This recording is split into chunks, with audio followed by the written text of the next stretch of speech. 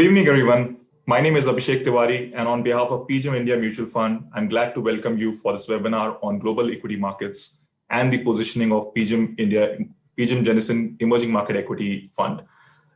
As most of you would be aware, we started this journey of international investing at PGIM India way back in 2018 when we launched the Global Equity Opportunities Fund. And the thought at PGIM India has continuously been at offering products which are diversified in scope and can be relevant to clients at all points of time. Continuing with that tradition and the thought, we launched the PGIM Jennison Emerging Market Equity Fund in India in late October of 2020. Again, while we launched that product, and since I obviously mentioned that we are looking at the client's interest from a longish period of time, let me state a few facts as to why did we think and why did we feel that there's a reason for launching the emerging market equity strategy in India. So, few facts which raised at least my eyebrows are more than 58% of the global growth in 2020 was contributed by emerging market economies. If you go back to 2000 beginnings, this number was just 43%. And if you were to look at the future, and if you were to believe predictions, then till 2025, this number could easily be 80%. Yes. 80% is the number that we are talking about by 2025. Now, these 7 economies, as the largest 7 emerging market economies, which are represented by China, India, Brazil, Russia, Mexico, Indonesia, and Turkey, are also equaling contribution to the G7 economies, or the largest 7 developed economy nations, which are represented by US, UK, France, Germany, Japan, Canada, and Italy. Now, the third, and I think the most important point, which all of us here in India clearly have been talking about and are on top of, is the benefit of demographics. In technical terms, we call it the dependency ratio, or the portion of economy which is productive and effective for you. I think it is starkly in favor of emerging market nations. Now, having said all of this, which are obviously the salient points for emerging market nations, let me also talk about the challenges in front of each investor who tries to scope for emerging market economies. The first and the foremost, if you were to look at the Global Emerging Market Index represented by MSCI, you will find that the sample set for growth stocks in the emerging market index is still just about 38%, which means that index may not be the best way to play emerging market growth. Second, if you look at, in conjunction to what I just said, if you were to look at the last 10 years and 20 years returns for emerging market nations versus developed market nations, there was a stark outperformance specifically in this decade by the developed market nations. Having said that, when you will look at it from a GDP constituent perspective, which is the first point that I said, clearly emerging markets are growing by leaps and bounds, which means that there are pockets of growth existing in emerging markets, which can be accessed if you are sitting in the right strategy. Now, while I am making that point, I'm also conscious that when you look at the emerging market, there are various characteristics and nature of emerging markets that you can look forward to while scoping investing into the emerging market nations. And I think they are characterized as such: faster economic growth, greater consumption, cutting-edge innovations, improving quality of companies, as well as greater depth in financial markets. And I think all of this is underway. Having said that, still there are challenges in terms of scoping emerging market investment in the right framework. And that is why when we looked at the PGIM Jennison Emerging Market Equity Fund, we clearly thought that we have a solution in that fund because it is clearly scoping higher growth. And it is a constitution of 35 to 45 best ideas, fastest growing ideas across the emerging market nations. Now, while I have made those points, I'm also conscious that we have just brought this fund in 2020 October, and this was brought into India by converting an already existing feeder fund. So while you will look at the performance of the emerging market fund available in India, please don't get confused by the performance prior to October of 2020. And the team will be more than happy to supplement you with performance track record for the actual product. But on that note, let me, before turning it over to our guest speakers from the Jennison team, Sarah and Doug, to quickly move forward and introduce both our guest speakers from Jennison Associates. Sarah Moreno, who is the lead portfolio manager for the emerging market strategy, along with doubling up as an analyst for our global equity strategy from emerging market context, and Mr. Doug Richardson, who is the portfolio specialist and managing director, again in the Jennison team, and he covers the overall growth strategies for Jennison Associates. On that note, let me quickly request Doug to make some prepared remarks and create the landscape for the presentation going forward. Over to you, Doug. Take it away. Thank you, Abhishek, and thank you to everyone on the Zoom today for tuning into the update on the Jennison Emerging Market Strategy. As Abhishek mentioned, with me on the Zoom today is Sarah Moreno, one of the two co-portfolio managers and architects of the Jennison Emerging Market Strategy. I will briefly outline the presentation that Sarah will soon attach once she begins her remarks. I will kick it off with a quick review of just global equity market performance over the past 1 year and 3 months as of March 31st. I will then review in a little bit more detail the primary drivers of emerging market returns over the same time periods. At that point in the presentation, I will then turn it over to Sarah to go into more specifics of the types of companies we invest in emerging markets, the drivers of portfolio performance, how we are currently positioned, and recent changes we made to the portfolio. But before I turn it over to Sarah, I just wanted to quickly review just broader global equity performance over the last 1 year and 3 month period as of March 31st. And the main point that I want to make is that there's been significant returns since across the globe since March 31st of last year through year end through March 31st of this year. But there hasn't been a lot of dispersion in performance. If you look at the S&P 500 as an example, the US market was up 59%. If you look at the global market, it was up about 53%, and the emerging markets was up 58%. So not a lot of dispersion in performance in global equity markets over this time period. But of note is the significant outperformance of our product over the same period of time. So despite the fact that we've had very strong returns in the emerging market landscape, our fund during that time period was up over 100%. So that's a testament to the types of companies that we are investing in, long duration, high secular growth companies, which Sarah will touch on. But I think it's important to kind of highlight the specifics, types of companies that we're looking for to invest in the emerging markets. But I will say an additional point with respect to the returns over the past 1 year is that the equity market has broadened out. We've seen a more of a cyclical value rally globally since the middle of the fourth quarter last year through the first 3 to 4 months of this year. If you look at some of the specific sectors, as an example, over that 1 year period that we're talking about, technology was up 100%, but also materials, the traditional cyclical sector, was up 96% during that time period. Consumer discretionary and healthcare were up close to 60% over that time period, but energy and industrials were up 45 and 50%. So we've seen this somewhat short-term leadership shift in the global market, and we've also seen it even more highlighted in emerging markets. But we certainly don't think this is a long-term trend and that we're at the infancy stage.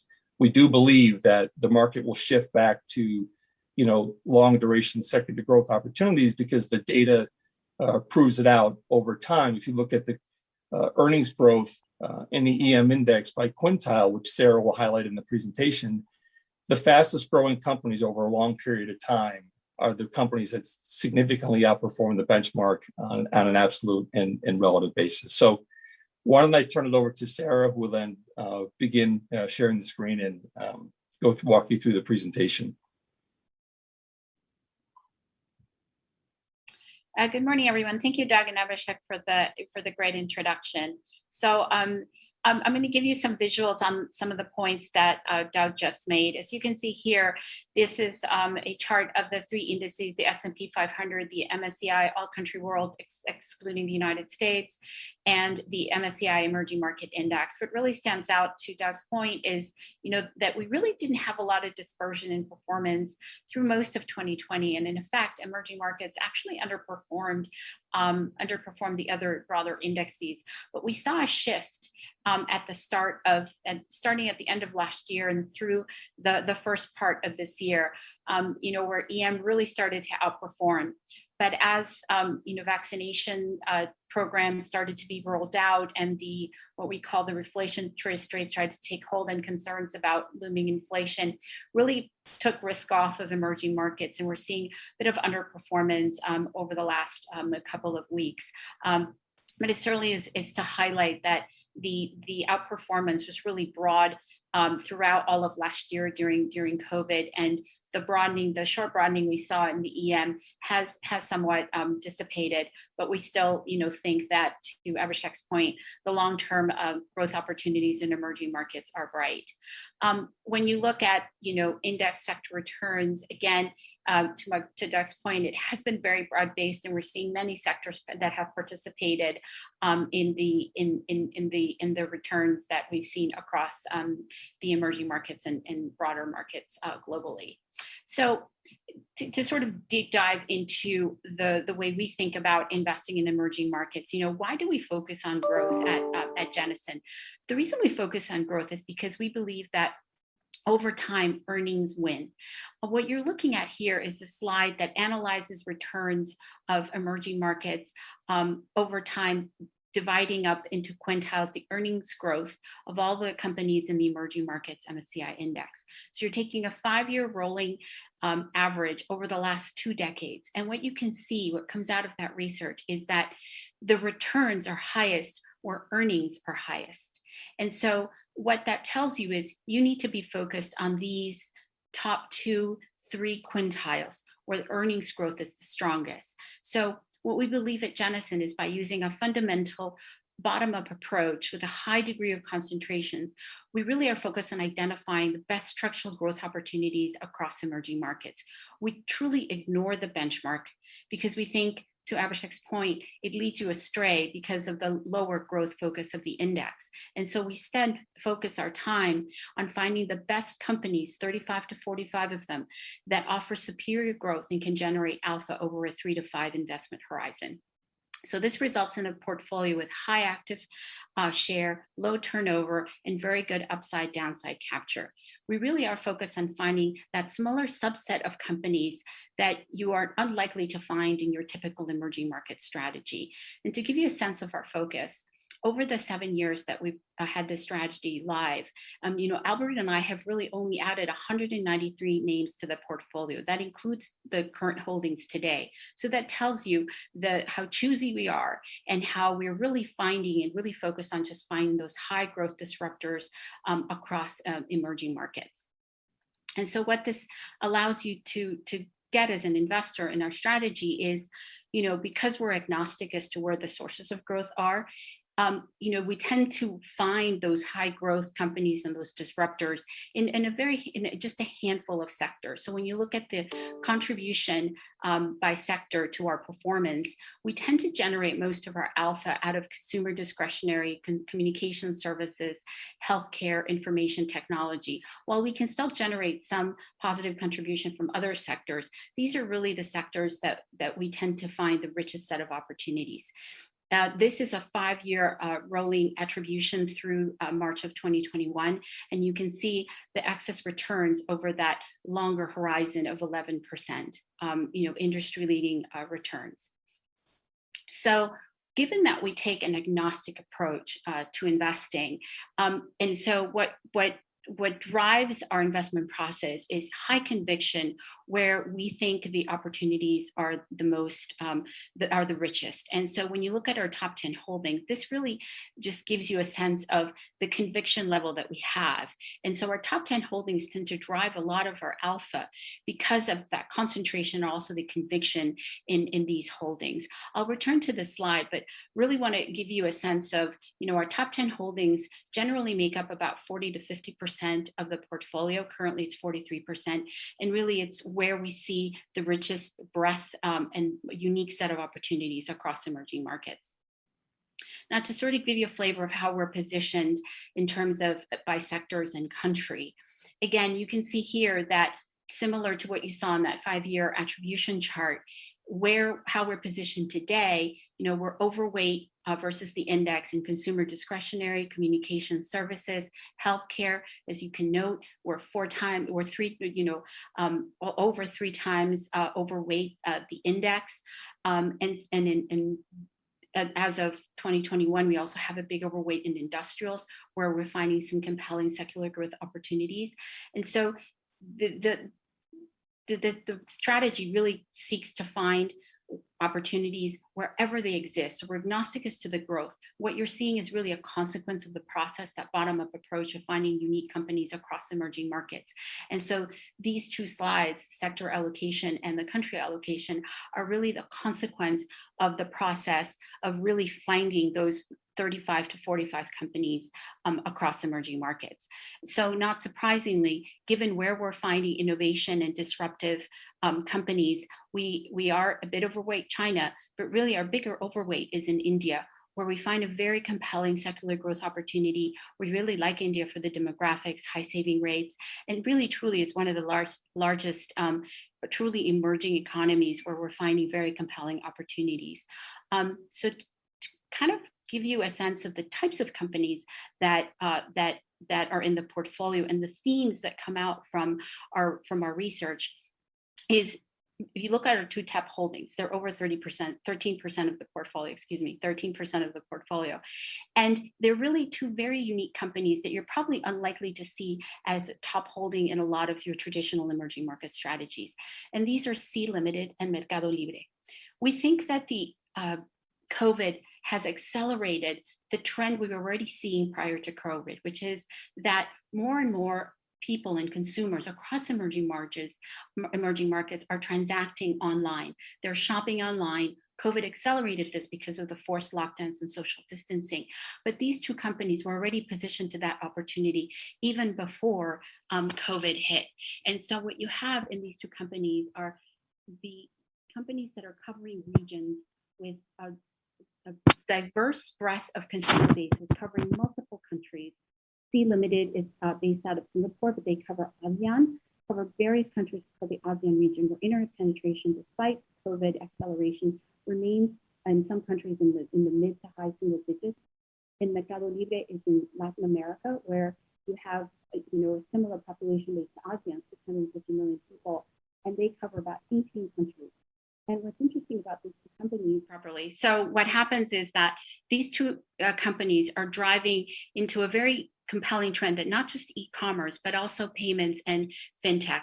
Both of these companies have over time layered on to their e-commerce platforms services, payment services and financial services that will drive growth for many years to come. So we believe these are the most compelling opportunities. We see really our top holding for the reason that they're a little bit further behind than Mercado Libre in the transition from that offline to online and in the layering of payments and financial services to their platform. And also they have a very successful gaming platform that is funding a lot of their investments in e-commerce, allowing it to grow faster and not having to raise capital in public markets, given that they're very self-funded. One thing that you would note when you look at this top 10 holdings, and you'll note that what's missing is the top Chinese internet companies that are big heavyweights in the MSCI Emerging Market Index. And that is because in the fall of 2020, after we saw the rapid acceleration of e-commerce penetration in China from 20 to nearly 30%, is that we started to see maturation in the growth profile of like Alibaba, a top holding for many years in the portfolio. We saw that not only was there maturation in their growth profile, but there was increased competition from smaller players. And we saw that regulation was possibly going to dent the growth outlook. So we actually eliminated it at the end of 2020 and shifted to two smaller players that are really growing at a rapid pace. They're adding users at a very fast clip because they're engaging with their consumers in a different way. So we're still in China e-commerce, but via Bilibili, which is a company that attracts millennials, the Gen Z. And this is a very unique company because it's attacking a cohort. It's addressing the needs of a cohort that wishes to be served differently. It's a medium form video platform that started with gaming and anime. And the reason we like it is because they're engaging with millennials. They're able to access them at a much lower cost of acquisition per user, and the user base is growing very rapidly. And they're in the early stages of monetizing this cohort that advertisers, retailers really want to be able to get to know. The other is Meituan, and this is a super app that provides high frequency service to its customers, such as food delivery, entertainment services, and we see a high growth opportunity there, as again, this is another company that's growing its user base very rapidly and still in the early stages of monetization of the users of its platform. We see them really following that trajectory that we saw in the Alibabas of the world, where you first really acquire a lot of users and then you start to monetize them by offering various services and products on the platform. The other thing that you will note is, we have big weights in India's premier bank, HDFC. We see a long secular growth opportunity, and as retail banking really is a wonderful secular growth opportunity across India, and HDFC has the right technology, the right platform and distribution network to really garner the largest market share of that growth opportunity. We also have Ashok Leyland, which is a medium and large truck manufacturer, as we see a very interesting CapEx cycle emerging out of India, as this sector was very hit both by COVID and just slowed down the economy prior to COVID. But we see the combination of the emergence of the country out of COVID, but also the infrastructure investment that will lead to a CapEx cycle of India. And we see Ashok Leyland who already dominates that market as having an ideal positioning for that growth opportunity. Another theme that emerges from our bottom-up research is the electrical vehicle supply chain, which we're addressing via these two players, Samsung SDI and Contemporary Amperex Technology, or CATL. CATL is the largest battery producer in China, and they serve mostly the local OEMs, but are also recently starting to service customers such as Tesla and BMW as they are trying to enter into the Chinese electrical vehicle market. What is compelling about the electrical vehicle market, and you all may be aware, it's a global opportunity as the world shifts into electrical vehicles. And our analysis showed that the most compelling part of the supply chain was in the battery players, as this is where you have higher barrier to entry, and companies that like CATL that have high R&D and have an edge in manufacturing cost and capacity are able to really leverage that to become dominant players. Samsung SDI is a Korean electrical vehicle battery play that really services the European OEMs, where we've seen a very strong demand of electrical vehicles at year to date out of the entire European region. The other two themes that emerge and are here represented in our top holdings are WuXi Biologics Cayman. This is a contract development manufacturer based out of China.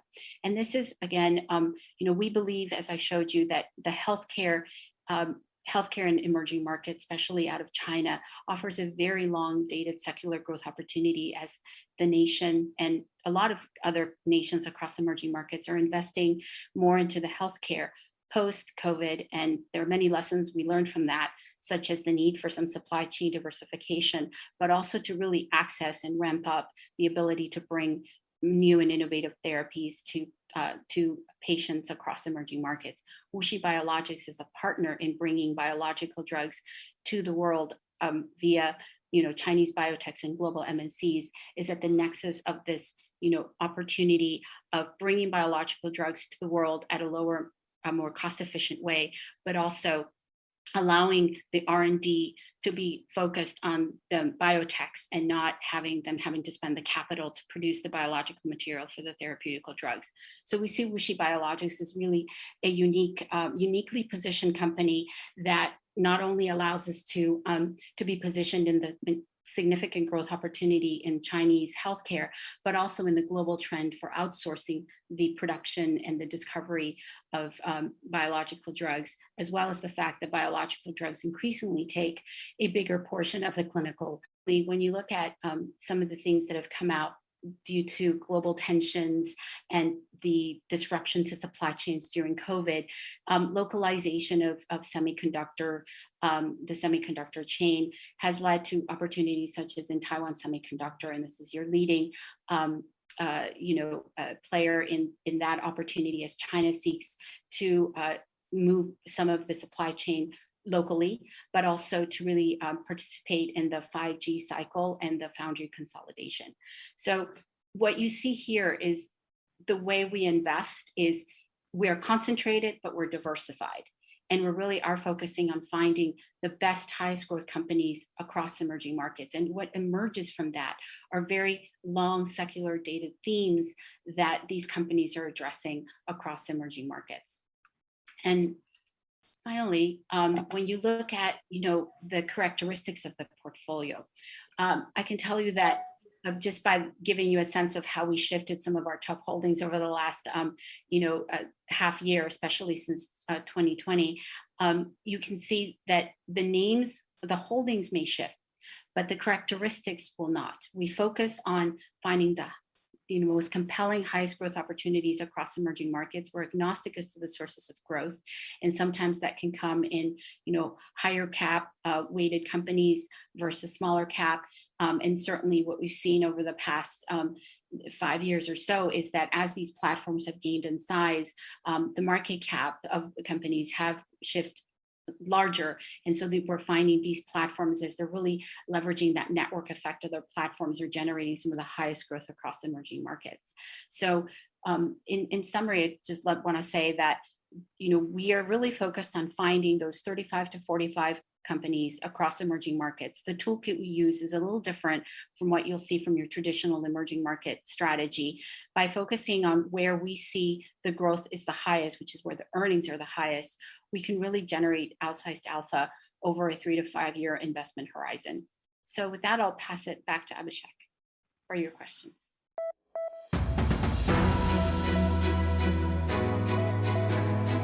Thank you, Doug and Sarah, for the prepared remarks. And I think we have covered a lot of ground with this presentation.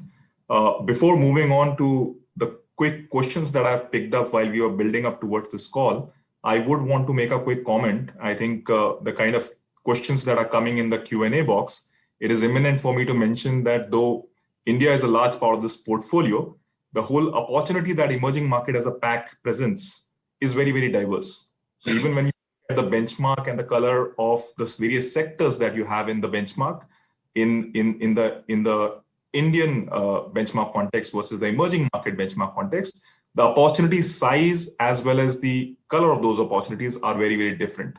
And I would probably in the later part of the Q&A, I would request Doug and Sarah to maybe elaborate a little more on that.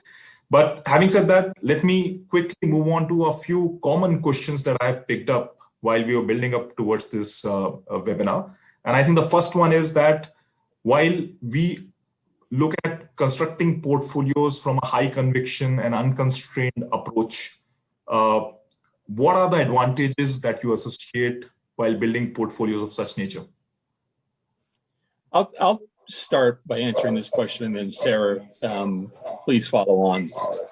At the end of the day, within emerging markets, there's a paradigm shift that's occurring across the region, creating very exciting and durable investment opportunities. Unfortunately, they are not well represented in the index, and there are very few of them out there. So we believe the way to sort of attack this approach to investing is by concentrating the portfolio in your 35 to 45 best names. And then also not just concentrating, but having a high conviction approach. Sarah just reviewed the top 10 holdings and our average weight, there has historically been between the 40 and 50% range. So the uniqueness of what we're looking for and the limited number of opportunities really actually almost forces us to run a high conviction approach. And then Sarah, you could add a little bit more color if you like. Yeah, so it really is, again, it's back to that third chart that I showed on the presentation, because it's sort of the 80-20 rule, right? When you think about what generates the highest return, it's just a handful of companies. So what we're really tasked with is to really try to identify those ideas as early as possible, and then track them as they start to reach their inflection point in their growth trajectory. So for example, at Mercado Libre, and we've been a team, the team here at Jennison has been together for 13 years plus. When we started looking at Mercado Libre back in 2009, the company was just a C2C, consumer, a lot like eBay. You might be familiar with that company. And it was growing 30-40%, which for an EM company, that's very commendable. But what you saw is they started to really layer on logistics and try to create a payment system within the platform. Now their payment system is external. It's not only internal to the company, to the platform, but they try to really offer payments to customers that aren't even on Mercado Libre, the e-commerce side. And you really started to see the acceleration. That's when we took that position to a very material size, because we started to see that they were creating that network effect that internet tech companies can generate. We'd seen this in how the Chinese e-commerce players had seen that massive acceleration, Alibaba, Tencent, JD.com. So we're familiar with the trajectory, the characteristics of a top high quality tech company. And so and these are very disruptive to the traditional brick and mortar retailers of any region where they're located. And so when we start to see that acceleration and inflection point, we really strive to already be positioned to then move materially and to have that conviction to make that position sizable, to generate that really high alpha. So C and limited in that vein, it started off as a gaming company. And then over the course of very quickly, they started to fund the e-commerce side of the business, and they started to really grow that rapidly in big markets like Indonesia, Thailand, Vietnam, and ASEAN. And we started to see the trajectory, the potential of huge inflection, and we're starting to see that already. And so you see that given that we know how quickly that inflection point can come, you want to be positioned with high conviction in the fund to garner that alpha. And we're starting to see that and see, because we saw it in Mercado Libre, and Mercado Libre still has a huge addressable market that it can garner. It's further along in the process. Both of these companies in the first quarter, throughout 2020, had triple-digit growth, local currency and in US dollars, and continue to show that triple-digit growth across the gross merchandise volume, GMV, and the revenue lines in their e-commerce and payments business, because they're accelerating. That accelerant that COVID created has brought in a whole host of new consumers onto the platform. And so to really get at alpha, you have to be active, you have to be early, and you have to be focusing on the inflection growth points for these companies and be in that top 2 quintile part of the EM index when you break it up into quintiles, to really be able to garner alpha over a 3 to 5 year investment horizon. Yeah, wonderful thought, Sarah. That explains quite a bit of that question, I think. My next question that I picked up while speaking to our advisor friends is that while I made some remarks in the beginning of the presentation, which talked about the positives of the emerging market, whether it is about the higher growth that emerging markets are contributing, or it is about the variety of opportunity, the demographics being starkly in favor for emerging markets growth going forward, there are also constraints like liquidity. So when we are looking at it from the overall aspect, how do you think you would want to navigate while building up the portfolio in light of these comments? Over to you. Sarah, you want to grab that one? Yeah, so let me understand the question. So how would you navigate the risks of investing in emerging markets? Yes. So one of the things that you cannot ignore in emerging markets is the zip code. And that is very important as you assess where your return profile potential could be the highest. So when you evaluate an ASEAN, for example, versus a Chinese internet company, you have a more steady currency in renminbi. You have a more steady regulatory environment. We had that until the fall of 2020, actually, and that materially changed. And that was one of the reasons why we also left the larger Chinese e-commerce companies. And so when you compare that to an ASEAN where there might be a little bit more higher risk, you have to balance that with the growth profile of the company. And so, for example, in Latin America, where you have countries like Argentina, Brazil, Mexico, where the currencies really can eat at your US dollar returns, you have to find companies that can offer a growth profile that can offset that loss that you're going to face at very random points through your investment cycle. So you have to right size your position size for that risk. And that's exactly what we do. So with a company like Mercado Libre, like I said, early in their trajectory to delivering the type of growth they're delivering today, because they were more exposed at a 30-40% growth trajectory, that's not enough to completely overwhelm the pressures of a weak currency, current account deficit, fiscal issues in these economies. But once that company started delivering 60+% growth, then it really was splitting away from the macroeconomic drivers of the regions that they're located at. And that's when we can gain that conviction to move the weight much higher, because the companies themselves are less tied to the macroeconomics. And that's really, when you're finding these disruptive companies, that's the ideal scenario. You're finding an underpin of a secular growth that is not tied to macroeconomic drivers. And you have long duration growth of that opportunity. So you want to be early and you want to be sizable once you get comfortable around the macroeconomics and the currency pressures and the geopolitical risks that you would face. And it also allows you to really narrow down on that subset of companies that can deliver these types of that offer this type of profile. High growth, despite the fact that they might be in a tough zip code, you really just, again, it's about the company, finding the companies that have the highest growth, have a competitive advantage, are building a moat, have a strategy to deliver on that growth over a multiple year horizon, and are anchored with a secular growth opportunity. And that's what makes emerging markets unique, in that secular growth opportunity is rich in emerging markets, but it's not evenly distributed. So you have to have that shepherd toolkit of finding these companies and being as early as possible in identifying the opportunity set that they offer. Wonderful. Thank you, Sarah. Thank you. The third one, which I was picking up again from the advisor community, is that we have recently, over the last 1 year, made quite a bit of changes from a sectoral as well as country weight perspective. If you would want to run through those thoughts as to what made you take such stark shifts, specifically though we are still overweight in healthcare from an emerging market index ownership perspective, I think we have brought the weight down dramatically. So maybe if you could highlight a few of country and sector shifts. Yes. So, 2020 started out as a great year. Everything looked very, very good. And then March 2020 happened, and we really had to put on more of a risk management hat as, COVID started to make its way around the globe.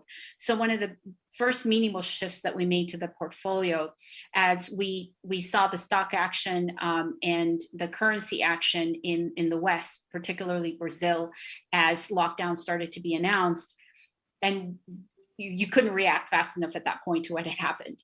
But we looked around the globe and we said, which regions of the world could have difficulties navigating COVID and have not yet corrected? The valuations were still high, and that was India.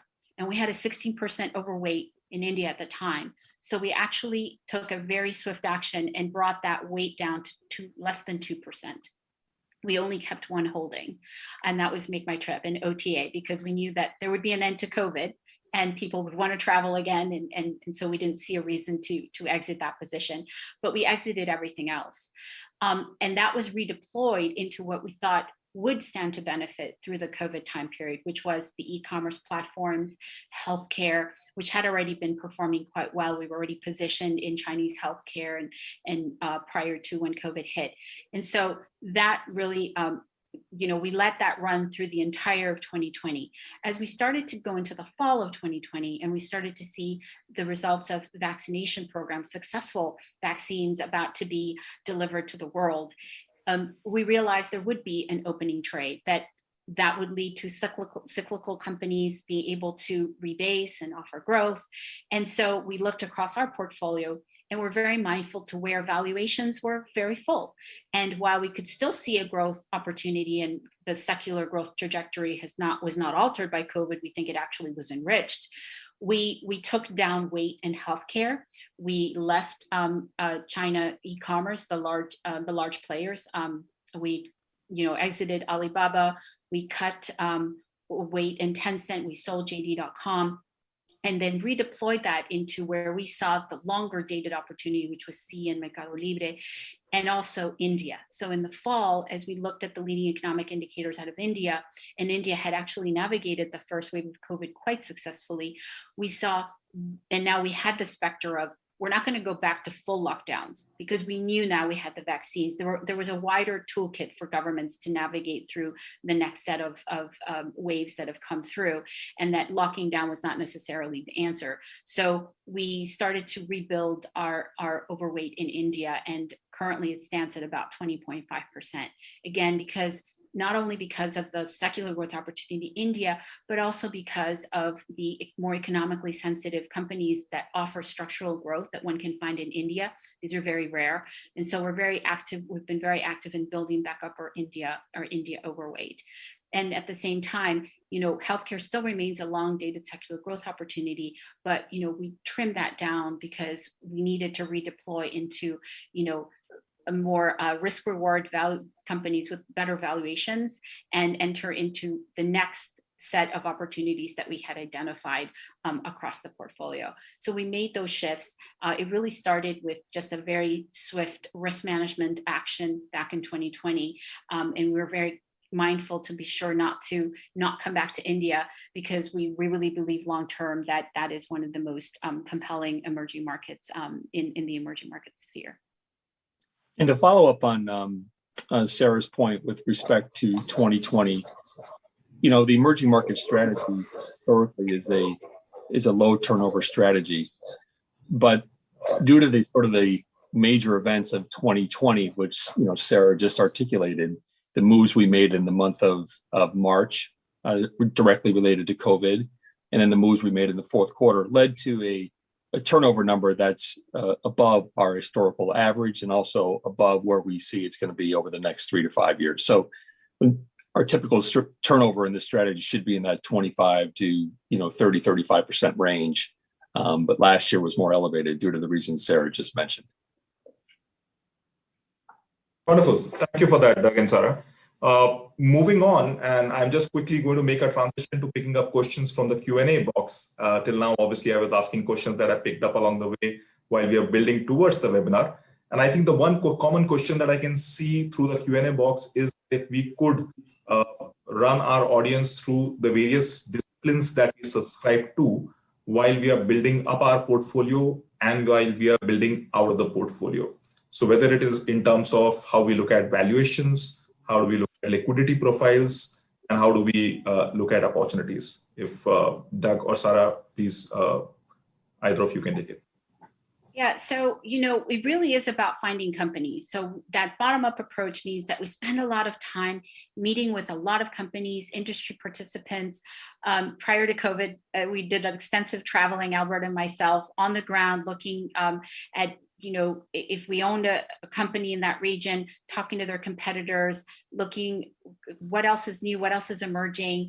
And so when it comes down to the company, what we're looking for is a unique set of characteristics. We spend a lot of time trying to understand the business model, the strategy, the competitive advantages that that company has or doesn't have. How is it positioned in the industry? Talking to industry participants to understand the scope and size of the opportunity, talking to suppliers, former employees to understand, is this management team the right one? Do they have the track record to deliver on the strategy that they're putting forth to the market? And then, we start to really, and then we really start to put together in a 360 view of, is this company differentiated, unique? Is the growth sustainable? Is there a competitive moat that they can continue to sustain that level of growth or actually widen it? And then we ultimately spend a lot of time in the final check saying, is this something that is different from what we already have? Part of the discipline that concentration creates is that in order to add a new idea to the portfolio, you have to vet every other idea in the portfolio. So every time, every company in the portfolio has to merit its slot. Because concentration forces that discipline. So whenever we find a new idea, it has to be better than, more differentiated than what we already own, because something else has to come out. We run generally fully invested, very low cash. And so that means that anytime we're finding a more compelling idea, something has to come out. So we don't we don't overstay our welcome. As companies start to show a little bit slowdown of growth, we already know which companies, could come out of the portfolio if we're able to find a better idea, one that's more differentiated or has a higher addressable market. Then the last check that we do is really that macro corporate governance, the ESG, increasingly we're separating that out, but that's always been part of our process, is to really understand the corporate governance of that company. That's very important in emerging markets, because sometimes the governance of the country, right, wouldn't quite fit the ESG bars that are set by the different agencies, but the companies have good governance, they have good ESG, bars. And so we look at that in isolation of the zip code and to really try to understand, what is the company doing? What are they offering? And increasingly, some of the most compelling growth opportunities you can see from the portfolio with the top holdings, they're not domiciled. They're domiciled out of one country, but their investment opportunity is regional. So you need to have a different hat as you're analyzing these companies in the opportunity set. So we really start at the company level, understanding what the company is doing, and then we bring to the fore, everything else around it to gain a full understanding of the opportunity set before, we initiate a position. Wonderful, wonderful. As you rightly said, not overstaying the welcome.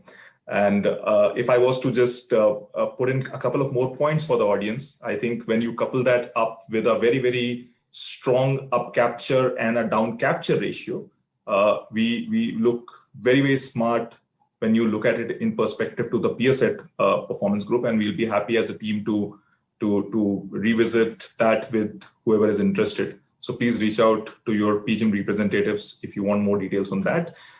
Having said that, let me move on to the next question. And I think that question is going to be a very, very critical one from an aspect when you think of it, that we are talking about demographics, we are talking about government reforms, and when you think about these two things in tandem, and while you are looking at the portfolio as it is today, what kind of risks do you foresee to the portfolio going into late into 2021 and 22? Yeah, so I think one of the biggest risks overarching the whole asset class, and I think any asset class right now, is an increase in geopolitical tensions. We had it, pre-COVID, and it sort of eased off during COVID, but it seems to be ratcheting up again. And so that's something that we're mindful to, and are reactive when we see that there is a potential hit to the growth outlook of any company, any holding in the portfolio. So that's one of the more overarching risks that we see. The next is yes, there's reform agendas in different segments, different industries, and some of them are helpful for companies and some are not. So for example, in China, increasingly China matters to EM because they are the largest component of the EM index and the largest economy, and soon to be the largest economy in the world. And so that creates opportunities and challenges. And on the challenging side, you have a government that, for example, is putting to the fore more regulation into its e-commerce space, really wanting to limit the scope and breadth of the platforms that these private companies have built. And so that is challenging. And so we saw that challenge coming. You don't want to stand against regulation. That's a fight that's not easy to win. So we eliminated that risk out of the portfolio. On the other hand, you have a government that is actively trying to reform its healthcare industry, that has put forth massive reform changes to the benefit of more innovation, more access to therapies for its population. That's a huge positive, creating a vast opportunity that we've narrowed to, biotech, and we're very invested in some of the biotech companies, but it's also across ophthalmology, medical devices. I mean, and the opportunities within healthcare are very, very vast. Because we're concentrated, we're only in what we think are the most, the richest opportunities. And so that creates, that's something that we're mindful of, is where is the government in favor, what is the government in favor of, and what is the government sort of setting up roadblocks and barriers and limitations to the growth trajectory potentially of companies. And so we're mindful of that. The other thing that we see emerging, and this is a consequence also of the geopolitical tensions that have emerged, is the deglobalization trend. And that creates winners and losers.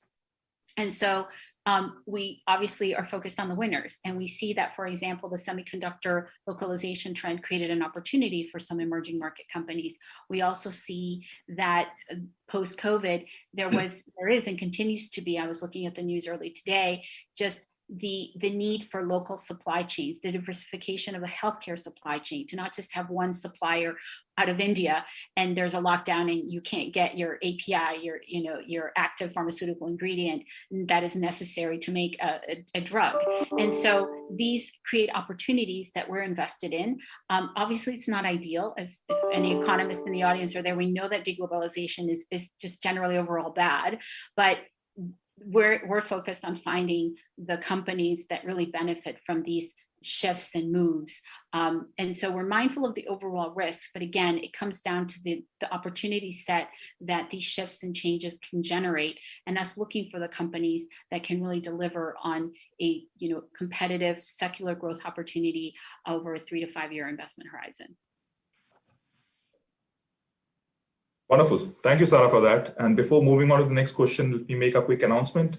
I think I'm painfully aware that we are just about 5-7 minutes away from closing this call. And there are tons of questions that we have in the Q&A box. So please don't be worried. The team will reach out and make sure that all your questions are answered.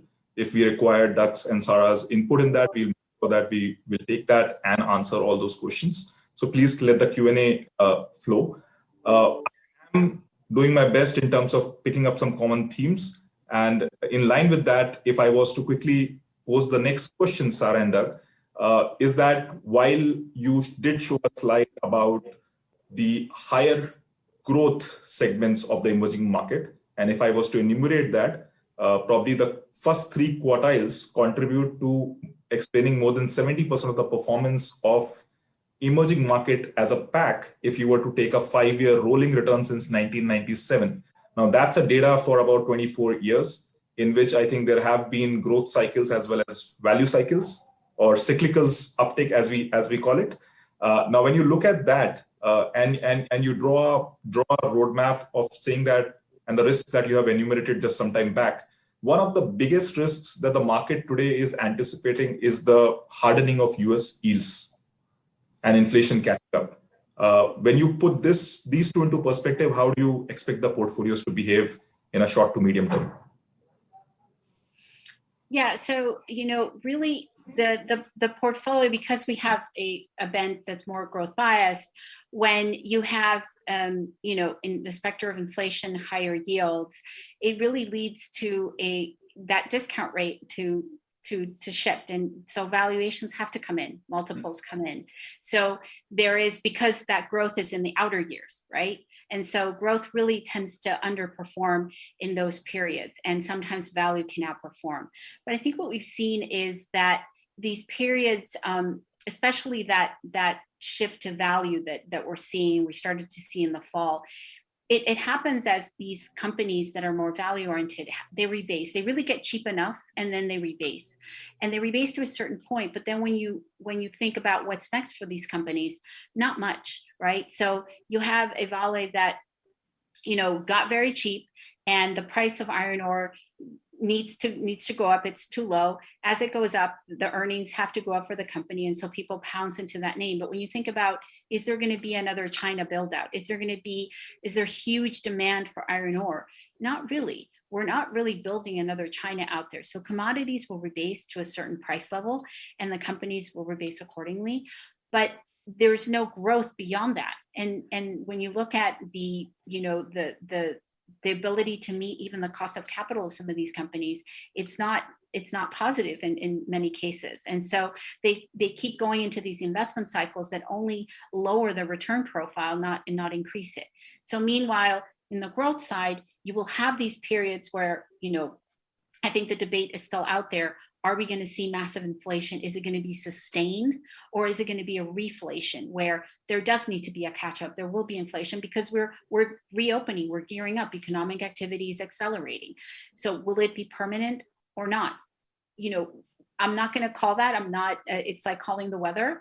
But I think what we're focused on is the types of companies on the other side of this. And that is the reality of what we've seen, and what COVID has brought to the fore is that the world is digitalizing. We have the power harnessed now in our smartphones to do so many things.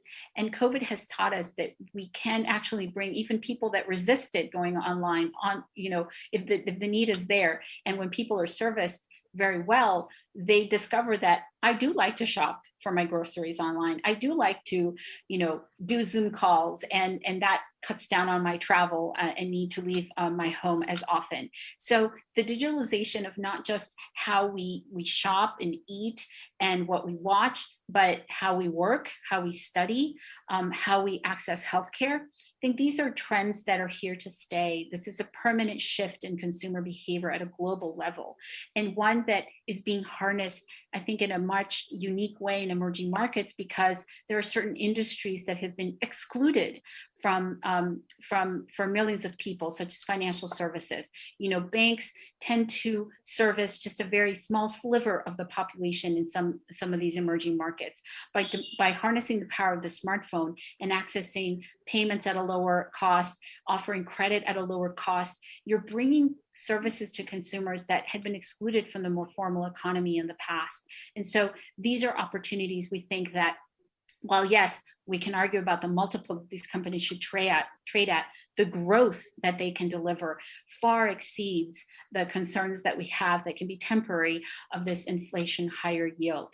At the end of the day, we also are in a very low, have been in a low interest rate environment. And at some point, industries do have to also come up, but we don't think that this ultimately clips the 3 to 5 year investment horizon in the types of companies that we're focused on. And to follow up on Sarah's point, I won't touch on the inflation point which she just made, which we would, if we had to pick one sort of direction, we would say it's more transitory as we reopen. But with respect to interest rates, we get a lot of questions with respect to interest rates and growth stocks, and we saw, the U.S. 10-year rate go from 90 basis points to 177, which we think was partly one of the reasons for the catalyst to shift to value, and more so in the first part of this year. But the data shows, there was a study that just came out the other day by Bernstein, which shows that over a longer period of time, there's very little correlation between higher rates and the performance of growth stocks. It's that short-term impact, which when you get that rate of change in the rate, that although 90 basis points to 177 is not, the absolute value of the rate is not high, the rate of change is what spooks investors. So over the long period of time, as Sarah mentioned, the growth rate of the companies that we are investing in, whether the interest rates are 1.5 to 2.5 over a long period of time, we don't think is going to have a major impact on the performance of the companies that we own. And the other thing that I would mention is that when you think about technology, overall, it tends to be deflationary. So Right. when you look out longer to the time horizon, as we rebase and fully emerge from COVID, we're going to start to see some of those digitalization create this deflationary pressure, and we'll have another problem that the media will focus on as those Right. deflationary pressures come to the fore. Yeah, that's actually a very interesting point that you make, Sarah. But this discussion has been extremely interesting. Painfully aware that we are at the end of the line here. But let me try and attempt in terms of capturing some of the salient thoughts, which will be helpful for the audience. And as I promised the audience, we will, as a team, reach out to them to answer each and every question that has come our way. But having said that, I think some of the things that I would like to answer is that people have asked about how do we look at allocations to a global market?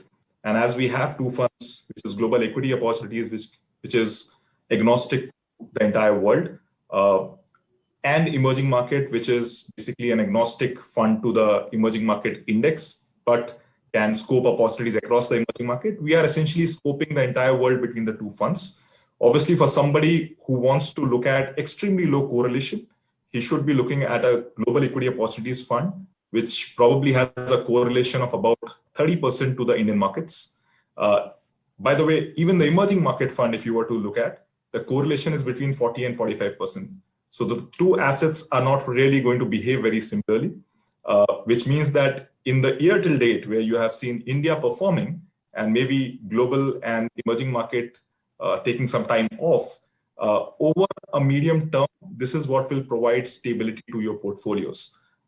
As Doug and Sarah mentioned, and I mentioned earlier, when you look at the structure of our products, where we are totally centric to buying secular growth, and when you look at data going back all the way to 1997, take a 5-year rolling analysis, which would mean that we are cutting through value cycles as well as growth cycles, you will realize that more than 70-75% of the overall return of the markets gets explained by secular growth.